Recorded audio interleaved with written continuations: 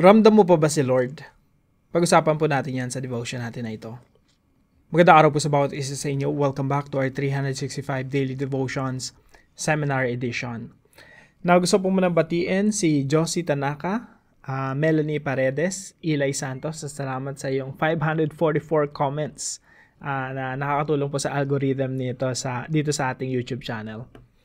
Now, yung topic po natin ay may kinalaman po sa immanent, no? Immanent. Ano ba yung immanent?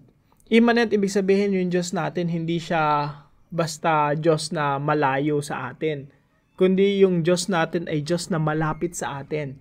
At alam niya yung pinagdadaanan natin, alam niya yung sitwasyon natin. In fact, mas alam pa ng Diyos yung sitwasyon mo kaysa sa iyo. Mas malapit pa ang Diyos sa iyo kaysa sa kahit sinong tao, even sa closest friend mo. Mas malapit pa yung Diyos sa iyo kaysa sa hininga mo, you know? No, to say that God is immanent means that He is not distant or detached from His creation.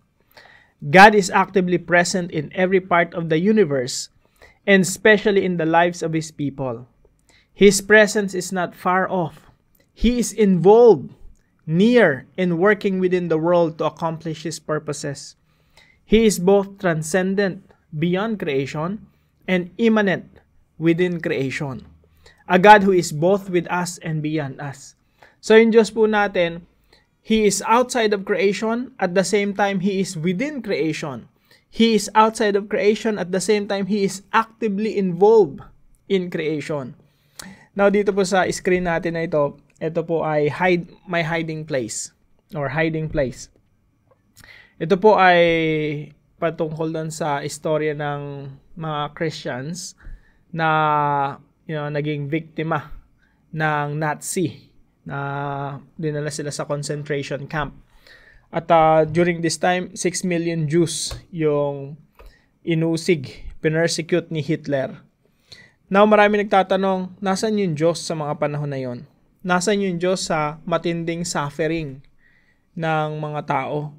Samantalang isipin niyo po, milyon-milyon, isang uri pa lang ng tao yun, mga Hudyo pa lang, 6 million Jews na yung pinagpapatay, ginutom, namatay because of, yung sobrang tindi ng hirap sa concentration camp.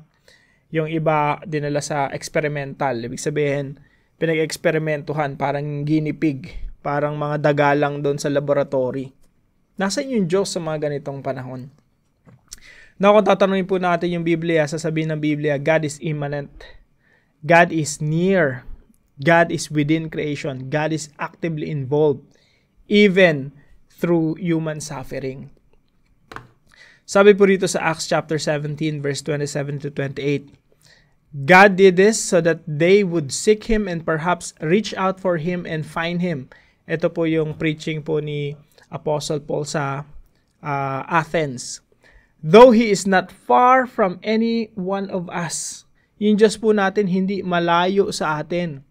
For in Him we live and move and have our being. As some of your own poets have said, we are His offspring. Upang kanilang hanapin ng Diyos, baka sakaling siya'y mahagilap nila at siya'y matagpuan. Bagaman hindi siya malayo sa bawat isa sa atin. Sapagkat sa Kanya tayo nabubuhay at kumikilos at nasa Kanya ang ating pagkatao. Tulad ng sinabi ng ilan sa inyong mga makata, sapagkat tayo rin ay Kanyang supling. Now, ito po yung una nating katuruan ngayong araw. Number 1, God's immanence means He is always present. Yung Diyos po natin, pag sinabi nating doctrine of the immanence of God, ibig sabihin, yung tinuturo ng Biblia, ang Diyos ay laging malapit, kasama natin sa lahat ng oras. Kahit pa sa ganitong uri ng pagkakataon, na yung mga tao pinapersecute, yung mga Christians na tapat na naglilingkod sa Panginoon, ito po sa my hiding place na story, sila po ay mga pamilya, 10-boom family, no? Tinulungan nila yung mga Hudyo na ilang mga Hudyo para makaligtas doon sa matinding genocide, pagpaparusa at pag-uubos sa kanila. Now, yun lang ang krimen nila, tumulong sa kapwa, and yet, silang buong pamilya ay ipinatapon sa concentration camp. At eto si Corrie ten Boom, no? Dito sila talagang dumanas ng matinding hirap. Pero even though dumadanas sila ng paghihirap na yon, it doesn't mean inabandon na sila ng Panginoon. Kaya sa atin rin mga kapatid, no, never tayong inabandon na ng Diyos kahit na minsan ramdam natin, Lord, ang dami kong problema, ang dami kong pagsubok, nasan ka? Ang sasabihin po ng Biblia, God is there with you, working for your own good. Kaya yung point number 2 natin, God is working for good through our struggles. Yes, marami tayong mga sufferings, marami tayong mga pagdurusa, but God is working for good through our struggles. Ibig sabihin sa mga sufferings natin, merong Diyos na ginagamit kahit yung suffering natin for our own good. Naalala niyo po ba si Joseph? Si Joseph ay trinidor ng kanyang mga kapatid. Siya ibinenta bilang alipin at inalipin siya sa Ehipto. Na-frame up siya, pinagbintangan siyang pinagnasahan or gumawa ng masama doon sa kanyang amo na babae. Later on, nakulong siya. Pero sa lahat ng mga pagkakataon na yun, ginamit ng Diyos yung suffering niya para sa kanyang ikabubuti at sa ikabubuti at kaliligtas ng marami. Hanggang si Joseph po ay itinaas ng Diyos at naging, kumbaga, vice president, no, ng pinakamakapangyarihang tao during that time. Sabi po rito sa Romans chapter 8 verse 28, "And we know that in all things, God works for the good of those who love Him, who have been called according to His purpose." Ibig sabihin, sa lahat ng mga pagkakataon, alam natin sa lahat ng bagay ay gumagawa ang Diyos para sa mabuti, kasama ang mga nagmamahal sa Kanya, silang mga tinawag ayon sa Kanyang layunin. Ibig sabihin, yung Diyos natin, minsan kahit suffering yan, gagamitin ng Diyos yan para sa ating ikabubuti. God is working for good through our struggles. God is accomplishing something. May ina-accomplish ang Diyos. Minsan hindi natin maintindihan, hindi natin maunawaan. God alone knows. Again, lagi ko pong sinasabi, sapat na alam natin na yung Diyos may purpose. Kahit na minsan hindi natin matuklasan kung ano yung purpose ng Diyos. Sometimes hindi nire-reveal sa atin ng Diyos yung purpose ng suffering. Pero God knows His own purpose. Meron at merong purpose ang Diyos. Kailangan natin siyang pagtiwalaan. Sapat na alam natin, na alam ng Diyos yung kanyang ginagawa kahit hindi pa natin ma-discover. Pangatlo po, God invites us to live in communion with Him. Dahil ang Diyos natin ay hindi malayo, ang Diyos natin ay malapit sa atin at kasama natin, gusto ng Diyos na tayo magkaroon ng communion with Him. Ibig sabihin, kahit na meron tayong mga struggles, marami tayong mga pagsubok sa buhay, gusto ng Diyos nagko-commune, nakikipag-usap tayo sa Kanya. At sinasabi natin sa Kanya, pwede mo talagang express yung nararamdaman mo sa Panginoon, yung suffering mo, yung frustration mo. Minsan yung nararamdaman mo, kay galit yung nararamdaman mo, you can tell it to the Lord. Kung meron kang sama ng loob, sabihin mo sa Panginoon. God wants you to commune with Him. Kung ikaw ay nasaktan, sabihin mo yung hinanakit mo sa Panginoon. Sabi po rito sa Matthew 6:6, something na pwede nating pagbulay-bulayan, pag-isipan, pagmuni-munihang mabuti.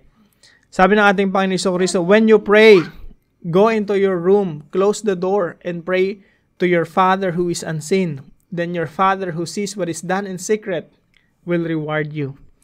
Marami pong tayong pwedeng matutunan dito sa verse na ito, pero dito po merong something na dapat makita natin Na dito po meron tayong communion with God na pupunta ka sa isang lugar na kayo lang talaga ni Lord mag-uusap. Heart-to-heart talk with God. So, I hope gawin po natin yan, no? Magkaroon tayo ng heart-to-heart talk with God.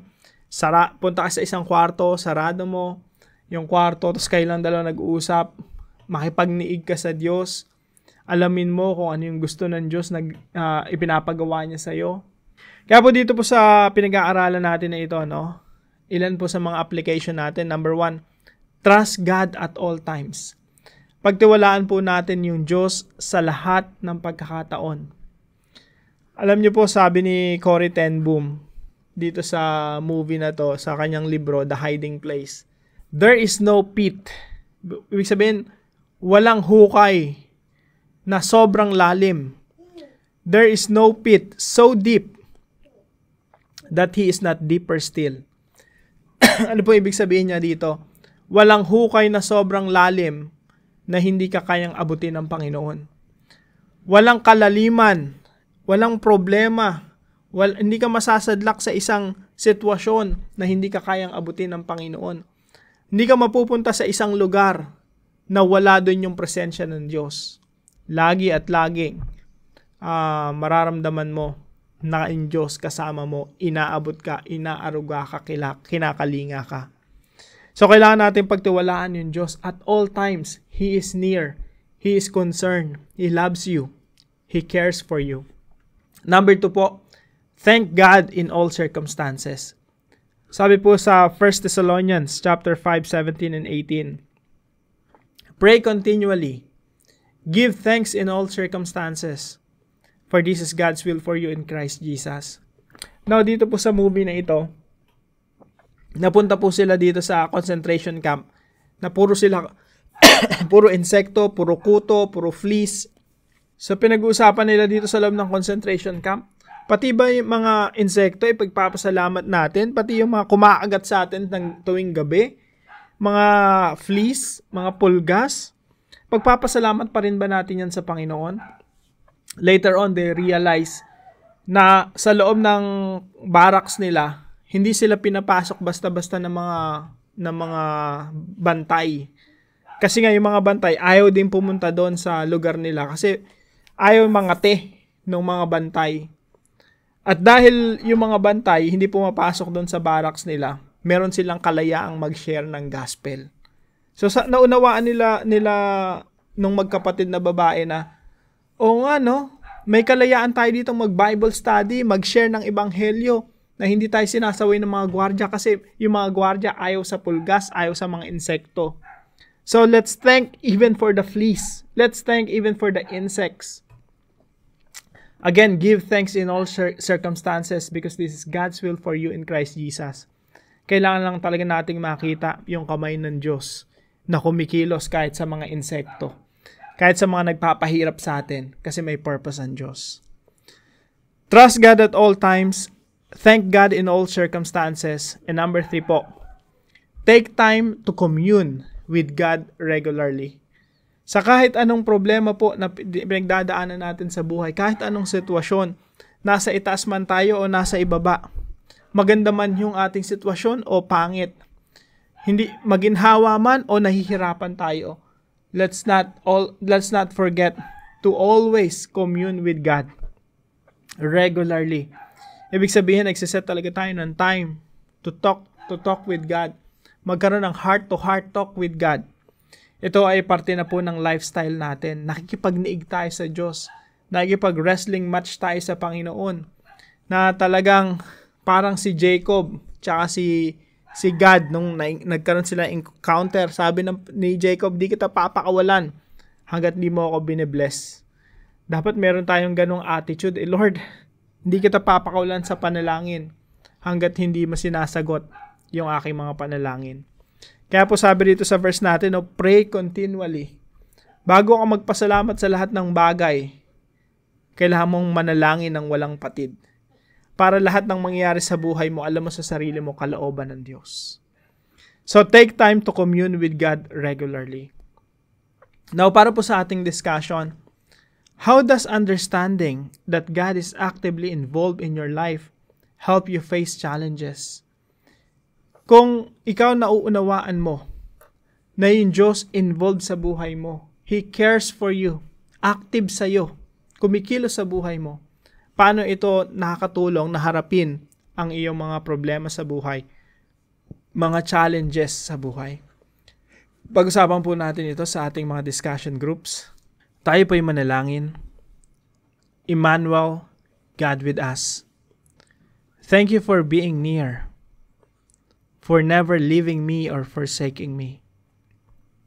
When I feel alone, remind me that you are right here with me. In my struggles, Let me remember that you are working in ways I cannot always see. Help me to live in constant awareness of your presence and to trust that you are always at work for my good and your glory. Strengthen my heart and give me peace, knowing that you are immanent in every moment with me. In Jesus' name I pray. Amen and amen.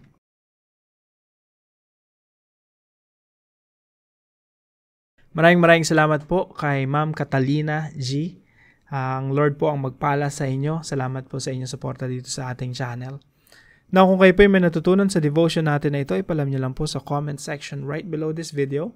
And please share this devotion to your family and friends. God bless you po. See you po tomorrow 5 a.m. dito sa ating daily devotions.